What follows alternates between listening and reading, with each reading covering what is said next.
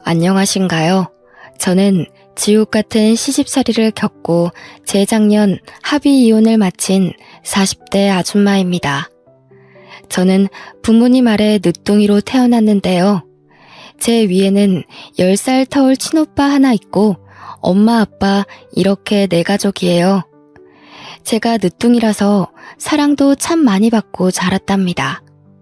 그렇다고 오냐오냐 큰 건 아니었고 저 또한 그 사랑을 알아서 부모님과 부모님 같은 친오빠에게 말썽 한번 부리지 않으려고 노력하면서 컸죠. 그렇게 화목한 가정 아래 지내던 제가 성인이 되자마자 지옥살이를 겪게 될 줄은 상상도 못했습니다. 그게 바로 결혼이었고 결혼은 제 인생에 잊지 못할 큰 오점으로 남은 기억들이거든요. 제가 어떤 시집살이를 겪고 이혼까지 갈 수밖에 없었는지 얘기 한 번만 들어주시겠습니까? 부모님보다 저를 무척 사랑해주고 아껴주던 친오빠가 제가 중학교 때 외국 생활을 하러 떠났는데요. 저 그때 얼마나 울었는지 모릅니다. 친오빠가 저 때문에 미국행을 일주일 미뤘다가 떠났던 기억이 있네요. 떠나고도 제가 걱정되었던 친오빠는 꼬박꼬박 문자로 저에게 안부를 물어줬어요. 덕분에 친오빠에 대한 그리움을 조금 달랠 수 있었죠. 부모님도 제게는 정말 은혜로운 분들이세요. 부부싸움을 하더라도 자식들 앞에선 최대한 숨겼거든요. 개인적인 다툼 때문에 자식들 마음에 상처 주는 건 안 된다는 사상을 가지고 계셨어요. 저희 집은 형편이 어려운 편에 속했어요. 그럼에도 불구하고 화목했죠. 웃음 가득한 그 가정 아래 저는 성적도 좋았고 밝고 맑게 자랐습니다. 부모님 말로는 제가 다른 집 아이들처럼 사춘기가 와도 투정 한 번 안 부려서 걱정을 했다네요. 그 말을 듣고 내가 그랬나? 하면서 얼마나 웃었는지 몰라요. 저도 부모님도 친오빠도 이대로면 우리 가족에게 인생의 고비는 딱히 없을 거라 생각하며 살았습니다.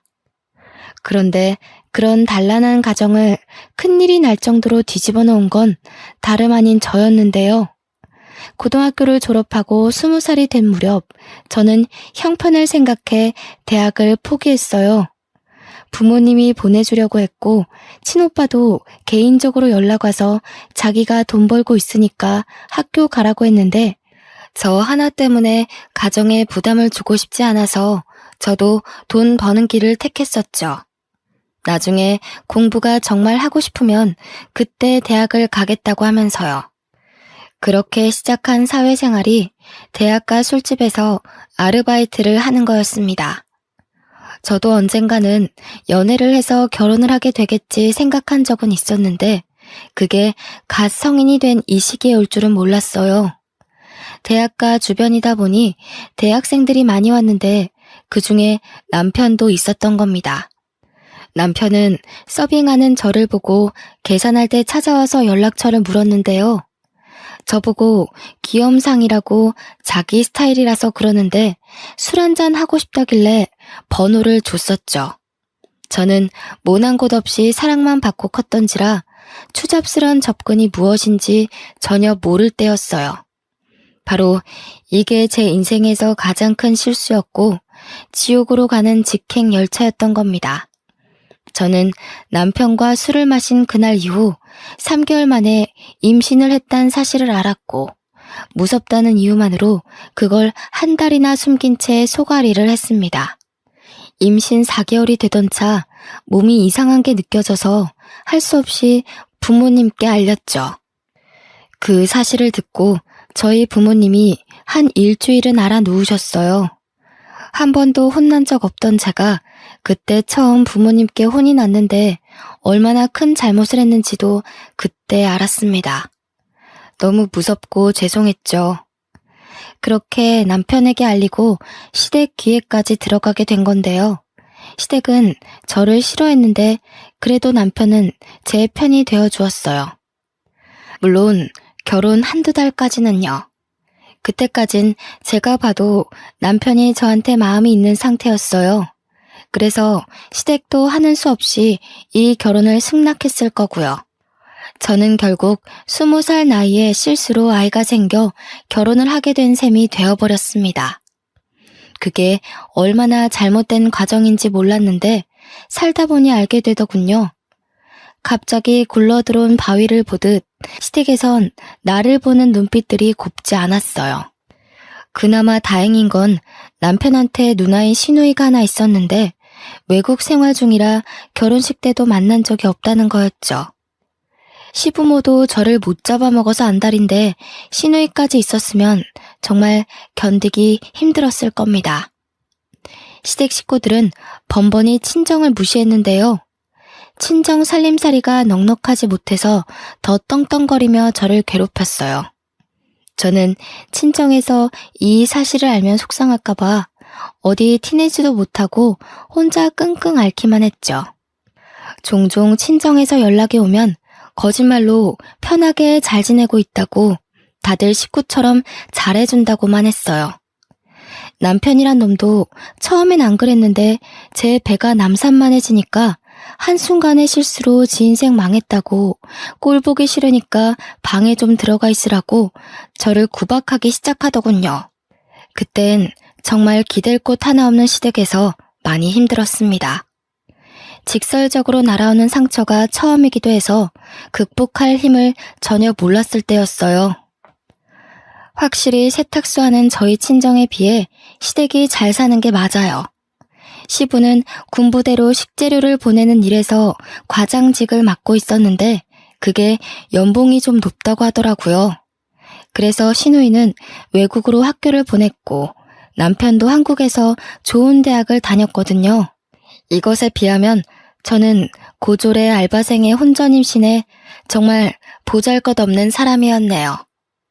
남편도 남편이지만 특히나 저를 직접적으로 힘들게 했던 건 시모였는데요.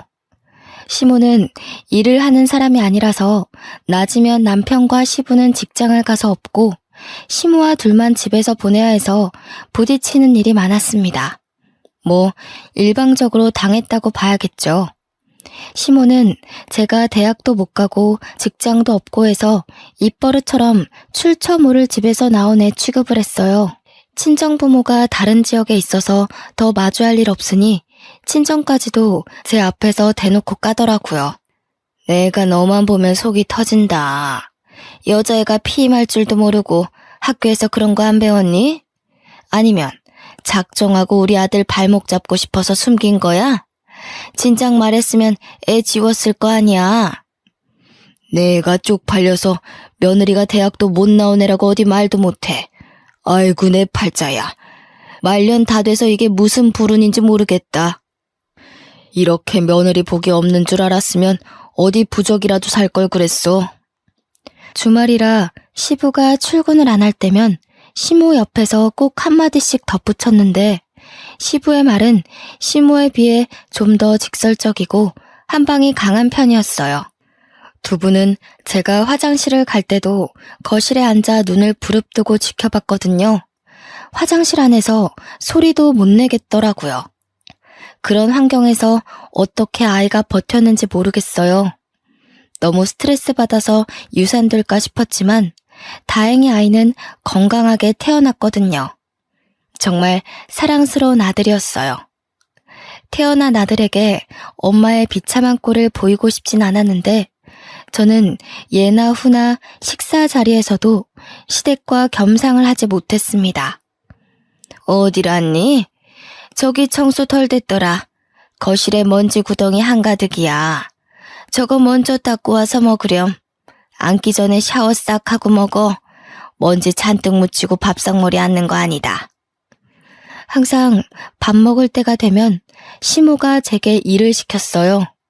저는 그 의도가 무엇인 줄 알지만 눈치 없는 척하며 고분고분 행동했죠.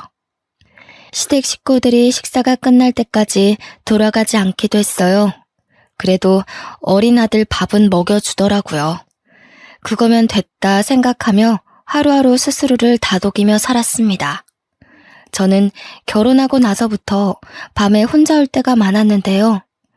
언젠가부턴 너무 서럽던 나머지 아들이 깬 걸 알면서도 울음을 참지 못해 소리 내는 날이 늘어갔어요. 저와 남편은 제 배가 부르고 나서부터 각방을 썼는데 아들은 꼬박 저와 함께 자더라고요. 남편은 지 자식인데도 아들을 불편해하는 티를 내서 아들도 아빠 옆에 잘 안 갔거든요. 제가 이 각박한 공간에서 버틸 수 있는 유일한 이유는 바로 제 아들 때문이었어요. 아들이 없었다면 더는 버티지 못하고 가출을 했을 거고 친정에도 알리지 못해서 밖을 떠돌다가 여기저기 끼니를 구걸했을지도 모를 일이죠. 시댁의 거침없는 질타는 제 아들도 예외가 아니었는데요. 시모는 제 아들이 말을 알아듣기 시작하고부터 대놓고 앞담을 일삼았습니다. 으이구, 지엠이 닮아서 공부도 더럽게 못하네. 손주라고는 하나 있는 녀석이 공부를 이렇게 안 하면 쓰나. 네 아빠나 네 고모는 다 머리 좋은 사람인데 하필 닮아도 애미의 못난 부부만 닮았다니. 내가 손주복까지 없는갑다. 아이고 머리야. 시모는 제 아들이 성적이 못 나와도 편식을 해도 어디 다쳐서 와도 전부 제 피가 섞여서라고 했습니다. 천박한 피가 섞이니 그 피를 받은 아들도 엄마 따라 둔치 같다고 하더군요. 저는 저를 욕하는 건 1000번 만번 참을 수 있지만 제 아이를 욕하는 건 엄마로서 참을 수가 없었어요. 아이가 한두 살 커갈수록 구박이 심해져서 몇 번은 아이를 계속 피신시켰지만 그것도 한두 번이지 계속은 무리가 있잖아요. 최대한 시부모님을 안 맞추치게 하고 싶은데 한 집이다 보니 그렇게도 못하고요. 그저 부디 아들이 몰라주길 바랬는데 어느 날 아들이 방에 단둘이 있을 때 정말 가슴 찢기는 말을 하더라고요. 내가 바보 같아서 엄마가 자꾸 할머니한테 혼나는 거야? 내가 잘하면 엄마 안 혼나도 돼? 나 때문에 엄마가 혼나는 것 같아서 미안해. 나 이제 바보 안 될게. 할머니한테 그만 혼나게 해줄게, 엄마. 고작 6살 되는 아들이 저한테 미안하다고 다 자기가 모자라서 그런 거라며 자기 탓을 하는데 그날 저는 크게 억장이 무너졌죠.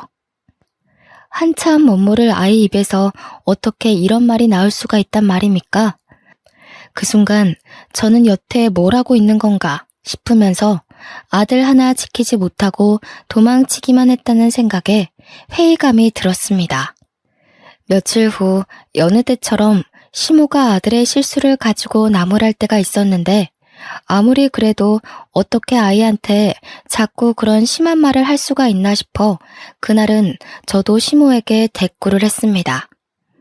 어머님, 제가 미우신 거면 저만 나무라세요. 이 어린아이가 뭘 그렇게 잘못했다고 그런 모욕을 주세요? 어머님 때문에 애가 벌써부터 눈치가 늘어서 더 실수하는 거잖아요. 뭐야? 몇 년 좀 살았다고 이 시애미가 웃음니? 이제 대드네. 처음 우리 집 왔을 때는 고개 쳐받고 들지도 못하던 년이 꼴에 엄마 노릇 좀 하고 싶은가 보지? 제발 애 앞에서 말 좀 가려주세요. 어른이면 어른답게 아이 앞에서 모범을 보여야 하는 거 아닌가요? 제 아들 잘못 크면 어머님께서 책임지실 거예요? 어머님 손자잖아요. 어머님 아들 핏줄이잖아요. 포르장머리 없는 것이 어디라고 목소리를 높여? 니까짓 게 감히 이 시애미한테 훈수질하는 거니? 기가 막혀서 그동안 한 소리 하지 못해서 어떻게 참았다니? 이렇게 시애미 잡아먹을 것처럼 노려보고 싶어서 얼마나 벼르고 있었냐고. 저 분명 경고했어요. 또 제 아들한테 나쁜 소리 하시면 저 계속 안 참을 겁니다. 어머님이고 아버님이고 저는 제 아들만 생각하고 행동할 거예요. 그러고 나서 애 앞에서 제 꼴이 더 우스워질까봐 또다시 황급히 피하는 걸 택했습니다. 닫힌 방문 밖으로 시모가 소리 지르며 당장 나오라고 겁주긴 했다만 아들 챙기면서 애써 무시했죠. 솔직히 무서웠거든요. 이렇게 누군가와 싸워본 게 처음이라서요. 손을 덜덜 떨면서 아들 옷을 갈아입히는데 아들이 그 고사리 같은 손으로 제 얼굴을 문질러 주더라고요. 몰랐는데 제가 울고 있었나 보더라고요. 아들이 엄마 울지 말라고 안아주기까지 하는데 저는 그저 엄마가 이 모양이라 아들에게 미안할 뿐이었습니다. 그래도 그때가 처음으로 시모한테 대들어본 순간이었는데요. 두세 마디 대들어서 그런가 그동안 꽉 들어찼던 응어리가 좀 뚫리는 느낌이더라고요.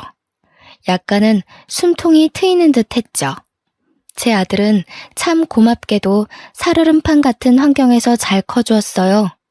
아들이 중학생이 되었을 무렵 사진으로만 봤지 아직 한 번도 만난 적 없는 시누이한테서 연락이 왔는데요. 미국에서 선물을 보내왔더라고요. 주말 아침부터 시부모님과 남편이 신이 나서 선물을 막 구경하대요. 듣자 하니 시누이가 새로 사귄 남친이 있는데 결혼을 앞둘 정도로 오래 만났고 깊어졌다고 해요. 그 남친이 시댁 식구들에게 주는 선물이라고 그러더군요. 감히 바랬던 건 아니었지만 시부, 시모 남편의 선물은 있는데 저와 아들의 것은 없었어요. 당연한 건데도 시누이와 시누이의 예비 신랑이 미웠습니다. 그깟 선물 필요 없지만 이런 식으로 어린 아이한테 상실감을 줄 필요는 없잖아요. 하필 그날이 아들 생일이었는데 중학생이 된 아들에게 엄마가 돼서 새 가방 하나 사주지 못해 마음에 걸렸던 참이었거든요. 생일날 선물 하나 사주려고 요번에 남편이 주는 생활비를 조금씩 아껴서 돈을 빼놓긴 했다만 시댁 식구들의 저 꼴을 보고 반충동적으로 오후에 집을 나섰어요. 나가서 남자 아이들한테 인기 있는 새 가방 하나를 구입했죠. 이거 하나 사는데도 시모가 저보고 갈 데도 없는 년이 어딜 돌아다니냐며 쏘아붙이던 걸 무시하고 나와서 산 거예요. 아들, 생일 축하해. 엄마가 케이크도 해주고 싶은데 빵집에 케이크가 다 팔렸다네. 촛불 못 불어서 미안해. 초등학교 때 매던 가방 들고 다니느라 불편했지?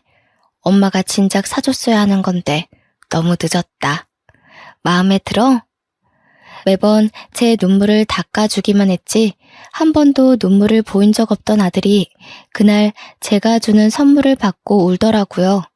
어느새 저보다 커져버린 아이가 일어나서 저를 안아주는데 사춘기라 말수가 줄었던 아들이 제게 이런 말을 했습니다. 미안해 엄마. 내가 너무 어려서 아무것도 해줄 수가 없어서 미안해. 너무 고마워. 내가 빨리 커서 얼른 어른이 돼서 엄마를 이 지옥 구덩이에서 꺼내줄게. 엄마가 내 엄마라서 난 이미 행복하니까 나한테 미안해하지 마. 이때 들은 아들의 말을 저는 아직도 생생하게 기억하고 있어요. 아들이 이런 생각을 하고 있는 줄 몰랐거든요. 비로한 제 삶 때문에 한참 뛰어놀아야 할 나이에 너무 무거운 책임을 느끼게 해버리는 것 같아서 저는 더없이 속이 아팠습니다. 저와 아들은 그렇게 한참을 부둥켜 안고 서로를 위로했어요. 정말 오랜만에 느껴보는 따뜻한 마음이었죠. 아들은 그 후로 눈에 띄게 성적이 올랐습니다. 학원도 안 보내주는데 알아서 잘해주는 아들이 기특하더군요. 제가 시댁에서 노예처럼 부러져도 아들이 낡아빠진 환경에서 공부하는 것보단 그래도 이 집에서 몸 편하게 공부하는 게 좋잖아요. 이것 덕분에 버틸 수 있는 의지가 또 생겼나 봅니다. 제 나이 30대 후반을 향해 갈 무렵이었어요. 여전히 살얼음판 같던 집안이 한 번 더 난장판이 된 적이 있었는데요. 한날 남편이 진심으로 결혼하고 싶은 여자가 생겼다며 어여쁜 아가씨 하나를 집에 초대한 겁니다. 저와 아들이 집에 있는 거 알면서도 데려왔더라고요. 그런데 아가씨한테 저희를 뭐라고 소개했는지 아가씨는 전혀 개의치 않은 표정으로 집안 식구들에게 인사를 하더군요. 저는 이 이후 남편이 하는 말에서 저 아가씨가 뭣도 모르고 남편을 만나고 있구나 생각했죠. 아줌마, 저녁은 두부 전골로 해주세요. 제 여자친구가 두부 좋아하거든요. 은지야, 못 먹는 거 있어? 그럼 이 아줌마한테 말씀드리면 돼. 주문하면 알아서 해드릴 거야. 어머, 정말? 오빠는 집에 가정부도 있구나. 그런데 왜 가정부를 써? 집이 더 비좁지 않아? 그렇게 큰 집은 아닌 것 같은데. 아, 엄마가 허리가 아파서 요리가 안 되고 청소도 못 하시거든. 집안일 할 사람이 없어서 불렀지. 우리 집안이 가정부 하나 못 쓸 형편은 아니니까. 남편이 저를 창피해서 주변 사람들에게 소개 안 했다는 건 알고 있었지만 아예 총각인 것처럼 행세하고 다닌 줄은 몰랐습니다. 저를 앞에 두고 대놓고 와이프로 안 보는데 그걸 시부 시모는 별일 아닌 듯 지켜만 보더군요. 알고 보니 여자가 남편이 다니는 전자기업에 같이 근무하는 대리 직원이라고 하대요. 저와는 다르게 명문대의 대기업의 어린 나이임에도 대리 직원이라고 하니 시부모는 이미 그 여자한테 마음이 가버린 듯 보였어요. 제게는 한 번도 보여준 적 없는 따뜻한 표정으로 그 여자를 대하고 있었거든요. 어쩜 이렇게 곱게 생겼을까? 어린 나이에 벌써부터 대리라고요? 어지간히 노력형인가 보네. 부모님이 두 분 다 교사라고 들었는데 그런 말 다 했지. 더 안 봐도 사람이 야무지겠어. 시집살이도 남편의 개무시도 다 참겠는데 이건 좀 고비더라고요. 무엇보다 아들도 함께 있는 자리였어요. 아들이 저와 같이 밥 먹고 싶어서 야자를 빼고 막 하교한 참이었거든요. 그래도 아들이 대학 가기까지 이 집에서 쫓겨날 수는 없기에 꾹 참았습니다. 제가 상처를 받을수록 마찬가지로 아들도 상처받고 있다는 걸 안 후부터는 웬만해선 아들 집에서 이런 못날 꼴 안 보이려고 엄청 노력하고 있습니다. 좀 지내다 보니 시부모랑 남편 눈에 안 띄고 지내는 법을 나름 터득해갔는데 결국 또 아들에게 상처를 준 셈이었죠. 그때였어요. 제가 아들의 눈치를 보면서도 아무 말 못하고 있는데 아들이 들고 있던 문제집을 냅다 던져버리는 겁니다. 그 문제집이 잘못 나갔다면 남편의 발등에 찍힐 뻔한 위치였어요. 지금 엄마 앞에 두고 뭐 하는 거예요? 아빠라는 사람이 이래도 돼요? 엄마가 얼마나 더 참아야 되는데요. 다들 이것밖에 안 되는 사람이었어요? 집 구성이 구정물 투성인 건 알았지만 상식도 개념도 말아먹은 줄은 몰랐네요.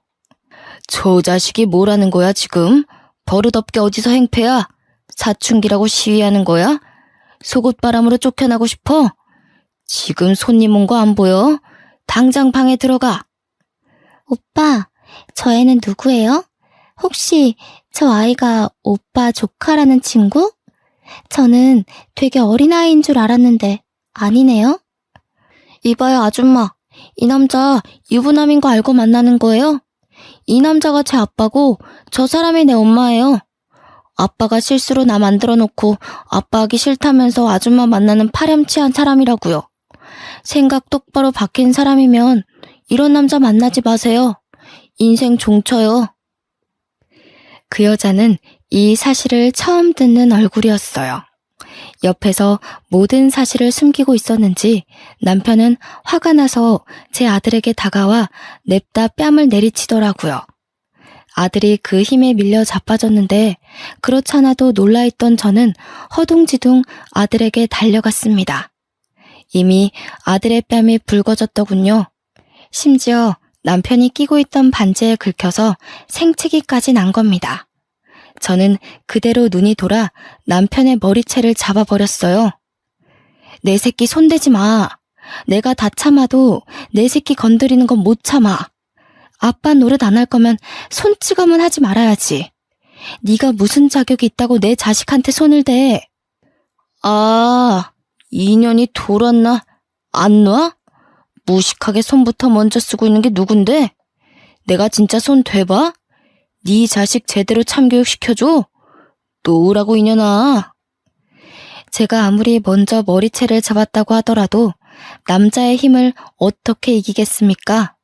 게다가 시모의 시부까지 덤비며 저한테서 남편을 구해내더라고요. 저는 곧바로 바닥에 내팽겨쳐졌고 화가 난 남편이 뒤늦게 저를 발로 차기 시작했어요. 머리끝까지 화난 남편이 눈에 뵈는 것 없이 저를 마구 밟는데 그걸 보고 놀란 여자는 불이 나게 도망을 가버렸습니다. 여자가 소리 지르는 바람에 남편이 아차 싶었는지 급하게 여자를 쫓아가더군요. 아들이 저를 감싸 안으며 상태를 살펴주는데 남겨진 우리에게 이젠 시부와 시모가 호통치기 시작했어요. 이래서 못 배워먹은 놈들은 상종을 하면 안 되는 거였는데 진작에 낙태를 했어야 했어. 유산을 시키던지 해서 우리 아들 발목 못 잡게 했어야 했다고. 어쩌자고 이런 썩은 족쇄에 걸려서는 새끼나 애미나 어쩜 이렇게 똑같은지 모르겠네. 아이고 속 터져. 그렇게 아끼는 네 새끼 데리고 당장 우리 집에서 나가. 나가서 길바닥에 나앉든 구걸을 하든 알아서 하고 당장 내 눈앞에서 꺼져. 더러운 것들이 집에 드니까 집안 꼴이 이 모양이지. 시부가 아들 품에서 저를 잡아 끌며 현관 밖으로 내쫓으려는데 그걸 아들이 쫓아와서 말렸어요. 뭐 하시는 거예요? 우리 엄마한테서 그 더러운 손 치우세요. 할아버지가 무슨 자격으로 우리 엄마를 만져요? 그래요. 이딴 집 냄새나서 살기 싫으니까 나갈래요. 비키라고요. 아들의 힘에 밀려난 시부는 다 늙은 몸이라 힘 한 번 못 써보고 바닥을 굴렀습니다. 시모가 놀라서 시부를 부축했는데요. 동네방네 들릴 정도로 어린 놈의 새끼가 지 할애비 죽인다고 막 악을 쓰더군요. 저는 아들의 부축을 받고 그대로 시댁을 나오게 되었어요. 저와 아들의 꼬라지를 보면 가출보다는 쫓겨난 게 더 어울리는 사정이었죠. 저 혼자 쫓겨난 거라면 어디 골목 구석에 가서 하룻밤 보내면 되겠다만 아들이 있는 상황에서 그럴 순 없었어요. 아들마저 저처럼 비루한 삶을 살게 할 수는 없잖아요. 그래서 어쩔 수 없이 친정에 연락하게 되었는데 10여 년 만에 제 사정을 처음 고백하는 순간이었죠. 집을 나왔다는 제 사정을 듣고 놀란 친정은 새벽임에도 그 먼 거리를 달려서 저와 아들을 데리러 왔습니다. 왜 여태 말 안 했어? 어떻게 사람이 사람한테 이런 짓을 할 수가 있냔 말이야. 당장 앞장서거라. 내가 오늘 가서 사돈 같지도 않은 그 시궁창 집안 다 때려 부실 테니까. 아휴, 이 어린 것을 때릴 데가 어디 있다고. 우리 새끼 얼굴 흉진 것 좀 봐. 아니, 아빠라는 사람이 어떻게 지 아이 뺨을 쳐? 하렘이 하렘이 되는 사람은 또 이걸 지켜만 봐? 무슨 그런 집안이 다 있다니. 우리 손자 얼마나 놀랐겠어. 친정 부모는 저와 아들의 몰골을 보고 많이 화가 나서 시댁을 알려주지 않으면 경찰을 통해서라도 찾아낼 심산이었어요. 친정 부모님의 재촉에도 제가 머뭇거리고만 있자 아들이 대신 나서서 시댁 주소를 알려주는 겁니다. 일이 커지는 게 걱정되어 말해주길 망설였던 건데 불안한 눈으로 아들을 바라봤더니 아들이 그냥 손을 꼭 잡아주더군요. 그런데 하필 가는 길에 친오빠한테 전화가 오더라고요. 시차가 달라도 친오빠는 한국이 새벽인 줄 알아서 전화를 안 하는데요. 급한 일인가 싶어서 엄마가 전화를 받았어요. 어머, 한국 왔다고? 이렇게 갑자기? 그래, 결혼할 여자가 있다고 했지? 근데 아들, 우리가 지금 집에 없어. 급하게 순이 시댁에 가는 중이다. 글쎄, 그 집에서 내 딸 몰골을 거지꼴로 만들어놨잖니. 내 귀한 손자 뺨까지 때리면서 꺼지라고 했다더라. 뭐라고요? 그게 무슨 말이에요? 순이 다쳤어요? 저번 달까지만 해도 그런 말 없었는데. 지금 순이랑 같이 있는 거예요? 시간이 몇 시인데 이 시간에 사람을 밖에 내보낸다뇨. 순이 이 미련한 것이 시댁에서 종살이 하면서도 말을 안 했더라고. 혼자 끙끙 앓기만 하고 10년 넘게 굴려지며 살았다는 거야. 너 순이 성격 알잖아. 어디 말썽 한번 부린 적 없는 애라는 거. 자기네들이 뭔데 내 딸한테 함부로 욕하고 손찌검을 한다니? 순이 이 녀석을 정말. 그래서 어디에요? 지금 갈게요. 그 집 주소 좀 보내주세요. 저도 들은 이상 가만 못 있어요. 거기 가서 뵐게요, 엄마. 친오빠가 10여 년 만에 한국을 돌아왔는데 결혼 준비를 하기 위해서라고 했어요. 결혼할 여자도 한국 여자라고 했고요. 기쁜 소식으로 돌아온 오빠에게 여동생이란 작자가 이런 못난 꼴로 맞이해서 그것도 미안했습니다. 친오빠가 절 얼마나 걱정하고 있을지, 저 때문에 얼마나 화가 났을지 저는 알거든요. 어릴 때 친오빠는 제가 친구한테 빌려준 볼펜을 못 받고 있을 때 직접 나서서 그 친구를 참교육시키는 사람이었어요. 늘 저를 과하게 아껴주고 든든한 뒷배가 되어준 사람이라는 말이죠. 제 2의 아빠와도 같은 사람인데 제가 시댁에서 처맞고 살았던 소리를 듣고 얼마나 눈이 돌았을지가 보였어요. 이때는 오히려 시댁이 걱정되었네요. 상대적으로 가까웠던 우리가 먼저 시댁에 도착했고 엄마가 나서서 무작위로 초인종을 눌렀습니다. 한참 반응 없던 대문이 열리고 남편이 짜증 가득한 얼굴로 나오는데 아빠가 그대로 머리채를 잡고서 집 안으로 밀고 들어갔습니다. 진짜 누구야? 뭡니까? 장인어른께서 여길 왜... 우선 이거 놓으시고 말씀하세요. 갑자기 찾아와서 왜 이러세요? 잠깐만요, 장인어른. 그래, 이 자식아. 내가 네 장인어른이다. 감히 내 딸을 쥐잡듯 잡으면서 부려먹었겠다. 내 딸이 당한 상처만큼 너도 오늘 처맞을 줄 알아. 나 오늘 네 뼈 하나 부러뜨리기 전까지 집에 안 간다. 거실에서 대판 소란이 나니 방 안에 있던 시부모도 자다 일어나 놀라서 튀어나오더군요. 어머머, 사돈어른 아니세요? 연락도 없이 왜 오셨어요? 근데 지금 뭐 하시는 겁니까? 남의 귀한 자식을 왜 그렇게 쥐어뜯어요? 다짜고짜 야밤에 찾아와서 놓으세요 좀. 네 자식 귀한 건 알고 내 자식 귀한 건 왜 몰랐다니? 이 옆에 내야. 너 우리 딸 어떻게 손댔어? 이렇게 손댔니? 이렇게 잡고 흔들었어? 10년 넘게 이런 식으로 우리 딸 가슴에 대못 박은 거야? 엄마가 자기 아들 살리려는 시모의 머리끄댕이를 사정없이 잡아당겼는데요. 평소 탈모가 있던 시모의 머리카락이 후두둑 빠지는 거 아니겠어요? 어머머, 내 머리카락. 이봐요, 안사돈.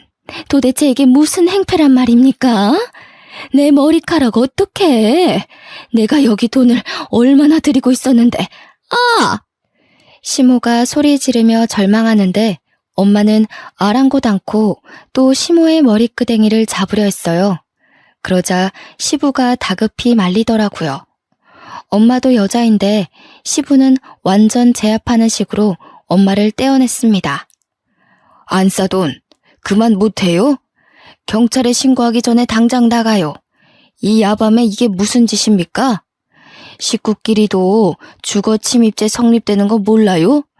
이런 식이면 저희도 더 이상 사돈 대우 못 해드려요. 엄마가 시부한테 힘을 못 쓰고 있자 우리 아들이 나서서 엄마한테 힘쓰는 시부를 떼어냈어요. 시부는 그런 손자에게 네가 벌인 짓이냐고 고래고래 호통치더군요. 그때 도어락 비밀번호를 치고 누가 들어왔는데요. 응? 이 집에 더 들어올 사람이 없는데 싶었는데 친오빠랑 웬 여자가 같이 등장하는 겁니다. 정말 오랜만에 보는 친오빠였지만 마냥 반길 수 없는 상황이었어요. 그런데 친오빠가 어떻게 시댁집 도어락을 열고 들어올 수가 있지? 생각하던 와중이었죠. 머리카락 때문에 절망하고 있던 시모를 보필하던 남편이 친오빠 옆에 여자를 보고 소리쳤는데 누나, 언제 왔어? 아니, 이 사람들 미쳤나봐. 경찰 좀 불러줘. 하는 짓도 진짜 거지 같아서. 내가 말해줬지? 실수로 이런 거지 같은 여자를 집에 들였다고. 아니나 다를까 집안이 전체로 다 돌았어. 누나? 남편이 소리치는 바람에 친정도 시댁도 전부 친오빠를 돌아봤고 친오빠 옆에 있는 여자는 다름 아닌 신우이였습니다. 그러니까 우리 친오빠가 미국에서 만나 결혼까지 마음먹은 여자가 바로 신우이라는 거죠. 아들아, 이 사람들 좀 봐라. 이 사람들이 내 딸이랑 손주를 이렇게 만들어놨다. 어떻게 이럴 수가 있다니? 내가 이런 집구석인 줄도 모르고 우리 순이가 얼마나 아팠겠니? 응? 엄마가 친오빠한테 달려가면서 우리들의 다툼은 잠시 종결났고 모두가 상황 파악에 들어갔습니다. 그 잠깐은 친오빠한테 하소연하는 엄마 말고는 모두가 조용했죠.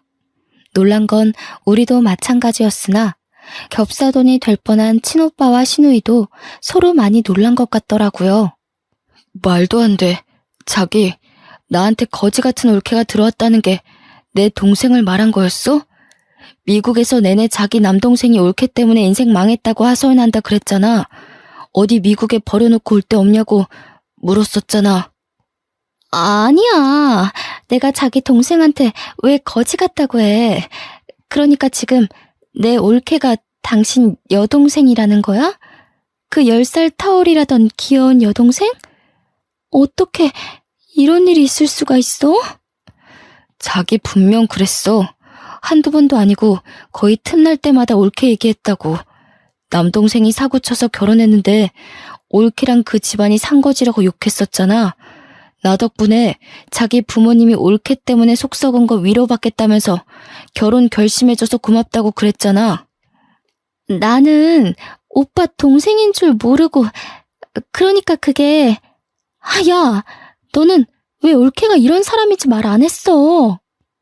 올케 집안이 무슨 거지 같은 집안이야. 우리 집보다 훨씬 재산 많다고. 멍청한 게 진짜 제대로 알아보지도 않고. 무슨 소리야. 돈이라곤 쥐뿔도 없는 거 맞아. 내가 10년을 넘게 지내면서 봤는데 집에 돈이 있었으면 제가 구박받고 살았겠어? 신우이랑 남편이 하는 말을 듣고 친오빠는 더 머리끝까지 화가 났어요. 그대로 둘을 무시하고 엉망이 되어 있는 저를 챙기기 바빴죠. 그리고는 신우이랑 이야기하면서 어안이 벙벙해져 있는 남편에게 다가가 냅다 주먹을 날리는 겁니다. 전부 무방비한 상태였던지라 남편은 그대로 두세 대는 더 맞았습니다. 그러자 뒤늦게 신우이가 와서 친오빠를 급히 말렸는데요. 오빠, 진정해. 일단 우리 말로 하자, 응? 내가 다 설명할게. 우리 사이에 오해가 있었던 것 같아. 나도 몰랐고 우리 집안도 오빠를 몰라서 그랬어. 앉아서 대화로 풀어보자. 나도 너 많이 사랑했거든. 근데 우리 가족보다 우선순위는 아니야. 그리고 듣자하니 너 내 재력 때문에 만나는 거였어? 내 동생이 돈이 없어서 이 괴롭힘을 당해도 똑같이 무시했던 거야? 아니야. 나 오빠 사랑해서 결혼하려는 거야. 어떻게 사람이 돈만 보고 5년을 넘게 사귀겠어. 그런데 올케 사정은 정말 몰랐어. 나는 우리 엄마 아빠가 이 정도로 못 살게 굴었는지도 모르고 있었어. 정말로. 더 이상 변명으로밖에 안 들리네. 며칠 생각할 시간 좀 가지자. 네 얼굴만 보면 이 구역질 나는 집안 사람들 얼굴이 떠올라서 못 만나겠다. 그만 갈게. 내가 연락할 때까지는 전화하지 마. 친오빠는 저와 가족들을 데리고 이대로 집을 나가려고 했습니다. 그런데 신우이가 심할 정도로 집착하며 친오빠한테 매달리는 거 아니겠어요? 처음에는 오래 만난 사이라서 남이 될까봐 겁에 질려 그러는 줄 알았어요. 그런데 다 친오빠 재력 때문이더군요. 저는 시댁살이 하느라 몰랐는데 알고 보니 우리 오빠가 미국에 보험계리사 자격증이 있는데 그 자격증이 국내 10명 내외로만 가지고 있을 만큼 대단한 거라고 하더라고요. 친오빠가 다니는 미국 회사에선 한국 보험사가 딱 2명 있는데요. 그 회사가 좀 잘 나간답니다. 미국 현지인들도 들어가기 쉽지 않다네요. 친오빠는 거기서 연봉으로 세후 10억을 받고 있었대요. 심지어 반 이상을 친정에다가 보내주고 있었는데 친정 부모님은 아들 돈이라서 함부로 못 쓰고 있었다는 겁니다. 친오빠가 그 회사에 들어간 직후부터 친정으로 용돈을 보냈다고 하니 그럼 적어도 10년 가까이는 됐다는 건데 얼추 계산을 해도 80억 현금이 친정 부모님 통장에 꽂혀 있는 거였어요. 저희 친정이 40년째 세탁소를 하고 있거든요. 벌이가 대단히 많지는 않다만 그래도 그 벌이로 저와 친오빠를 키울 만큼은 된 형편이었어요. 시댁에서 하도 무시를 해서 그렇지 동네 세탁소 치고 나쁘지 않은 벌이었습니다. 또 친정 부모님이 워낙 알뜰해서 돈을 허투루 쓰지 않는데 매달 적금까지 했으니 대략 90억이 그냥 뜬 돈으로 있는 셈이었죠. 당연히 부동산 재산은 빼고 말씀드린 겁니다. 친오빠가 친정으로 돈을 보내주고 있는지 몰라서 저 또한 저희 집 재산을 모르고 있는 실정이었거든요. 저도 시댁과 마찬가지로 좀 놀랐답니다. 신우이는 매정하게 돌아서는 친오빠를 더 붙잡으며 시댁 사람들한테 고래고래 소리치기 시작했어요. 빨리 와서 무릎 꿇고 빌어 다들. 엄마 아빠 지금 어떤 사위를 놓치게 생겼는지 알아? 이 사람이 얼마나 대단한 남자인지 아냐고. 우리 집 수준에 이런 남자 만날 수 있을 거라고 생각해? 내 수준에 이런 사위 다시는 있을 것 같냐고. 부모가 돼서 왜 딸 앞길을 막아? 왜 내 인생 망가뜨려? 당장 잘못했다고 빌라고. 신우이가 굉장히 한성가라는지 시댁들이 다들 아무 말도 안 하고 벙쪄 있더라고요. 그때 친오빠한테 얻어맞은 남편이 먼저 상황을 파악하고 급히 제게 다가와 손을 붙잡았습니다. 남편 손, 결혼식 때 잡아보고 처음 잡아보는 거였어요. 당신한테 오빠가 있었어? 왜 말 안 했을까?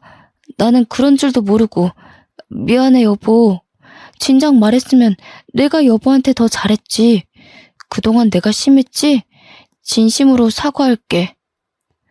못 배운 사람이라고 천박하다 욕할 때는 언제고 이제 와서 이러는 건 너무 속보이지 않아?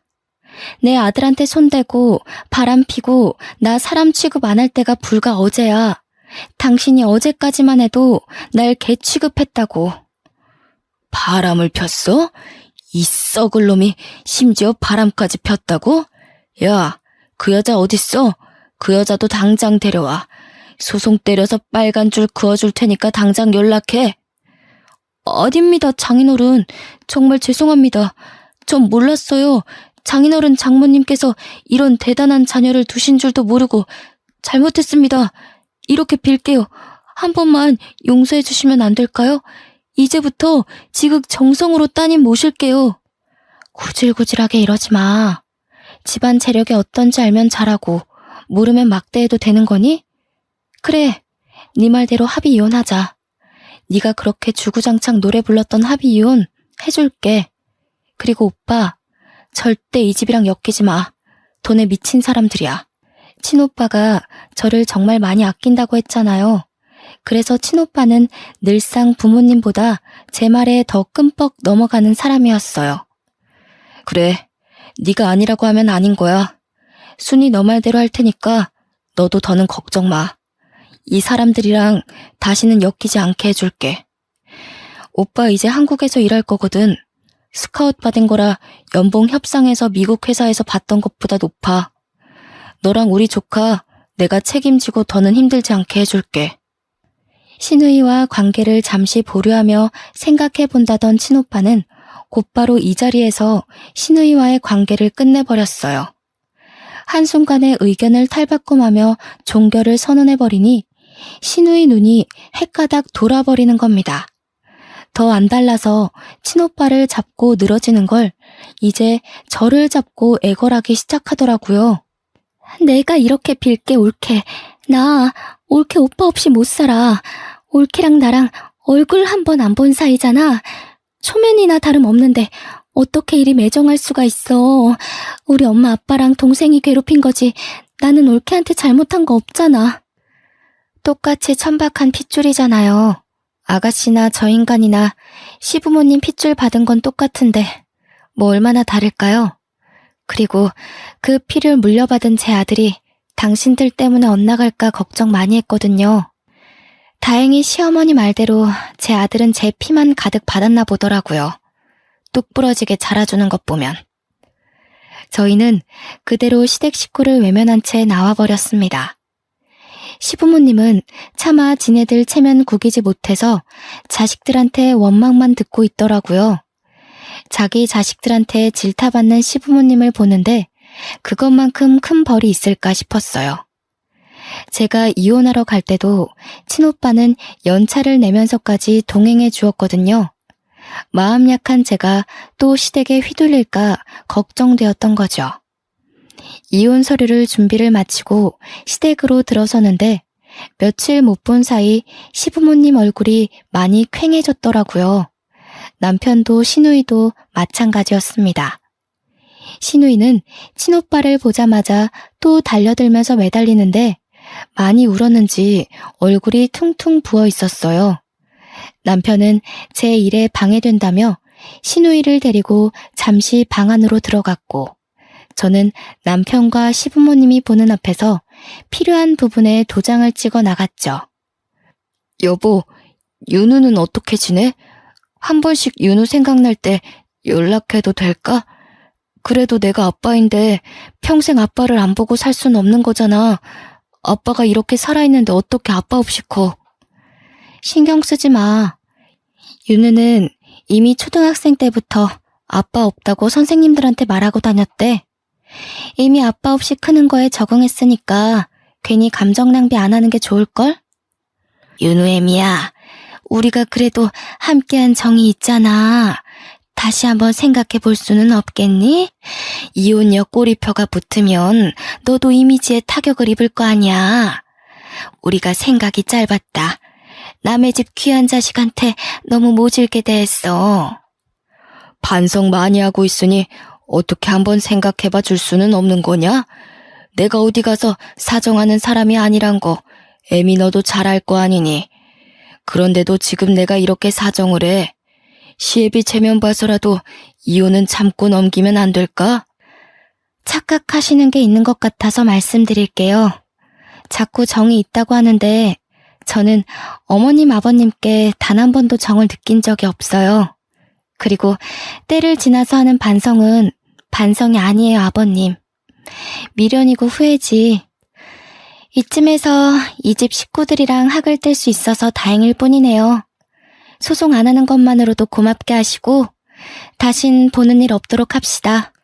저는 도장만 찍고 그 자리를 벗어났습니다. 친오빠도 시누이한테 모진 소리를 더했나 봐요. 친오빠가 나오는 방 안에서 시누이의 통곡 소리가 새어나오더라고요. 그렇게 한 2년이 흘렀는데요. 그 사이 한 번도 시댁 식구를 마주치는 일은 없었습니다.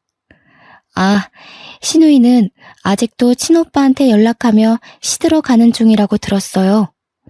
친오빠가 번호를 바꿨는데도 기어코 그걸 알아내 연락을 한다더라고요. 그리고 우리 자랑스러운 아들이 20살이 되었는데요. 아들은 어른이 되자마자 쇼핑몰 창업을 했어요. 그런데 그게 남성 대표 쇼핑몰로 빠르게 자리매김했다는 거 아니겠어요? 돈을 헤프게 쓰는 아이는 아니지만 친오빠한테서 받은 용돈으로 늘 옷을 살 때부터 알아봤어야 했는데 이렇게 대단한 일을 이뤄낼 줄 몰랐어요. 막 시작했는데 벌써부터 일반 회사원보다 더 높은 연봉을 받고 있네요. 한 번은 어른이 되자마자 사회생활로 뛰어든 아들이 걱정이더군요. 저도 대학 안 가고 바로 일했잖아요. 그래서 혹시나 아들이 사회에서 저 같은 취급을 받을까봐 아들에게 왜 대학 안 가냐고 조심스레 물어봤어요. 대학 안 간 엄마는 이렇게 삶이 피고 대학 간 아빠는 쫄딱 망하지 않았어? 나보고 쫄딱 망한 길잡이를 따라가라고? 나는 죽을 때까지 엄마만 보고 갈 거야. 엄마의 발자취를 따라가면 성공할 거란 확신이 있거든. 그리고 멋진 삼촌도 봐봐. 중간에 대학 자퇴했다고 들었는데. 참 예쁘고 똑 부러지는 아들이지 않나요? 이 때문에 별로 대학 갈 생각이 없다는 아들에게 저는 더 말하지 않았습니다. 스스로 잘해준 아들이 앞으로도 어련히 알아서 잘할까요? 중학생 때 저를 안아주고 울면서 엄마를 꼭 지옥 구렁텅이에서 빼내주겠다고 다짐했던 아들은 옛날에 친오빠가 저를 극진히 아꼈던 것처럼 똑같이 저를 모시고 있어요. 저는 친오빠가 해준 아파트에서 아들의 효도와 함께 호강하며 살고 있답니다. 말년까지 그런 시댁에서 불행하게 살다가 가는 건 아닌가 참 속상했거든요. 제가 무슨 잘못을 했길래 하늘은 내게 이런 시련을 주실까 원망도 했었고요. 그런데 지금은 하루하루가 훨훨 날아갈 것만 같네요. 너무 행복해요. 저도 사랑을 받던 존재라는 걸 잠시 잊고 살았었는데 다시 그 기분이 되살아났답니다. 제 사연이 좀 흥미로우셨을지 모르겠어요. 이왕 들려드리는 거 지루하지 않게 해드리고 싶었는데 어떠셨는지요? 피가 마르도록 미움을 받더라도 모두들 사랑받을 수 있는 존재라는 걸 꼭 마음속에 새기셨으면 해요. 이만 글을 마무리해야겠습니다. 아들이 눈 나빠진다고 그만 자러 가자고 하네요. 그럼 지금까지 제 사연 들어주셔서 너무 감사합니다.